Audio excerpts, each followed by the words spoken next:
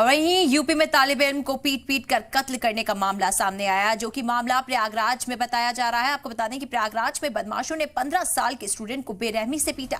Police के मुताबिक छेड़खानी की मुखालफत करने पर पीटा गया है। बहन से छेड़खानी की मुखालफत की थी। तो वहीं देखिए, पुलिस ने मुलजिमीन को भी हिरासत में ले लिया।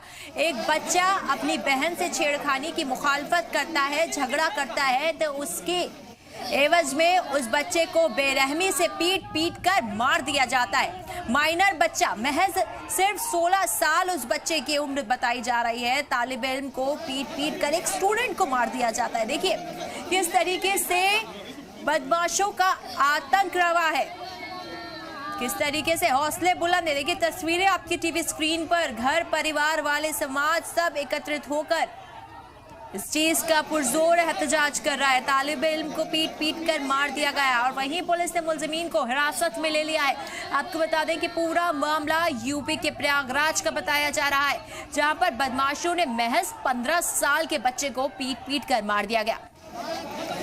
बताया जा रहा है कि बच्चे की बहन के साथ छेड़खानी की जा रही थी, जिसकी मुखालफत उसने की, जिसको लेकर उन लोगों ने उसको बेरहमी से पीटा, जिसके बाद बच्चे की मौत हो गई। तो देखिए यूपी के प्रयागराज से इस वक्त की बड़ी खबर आपको बता रहे हैं।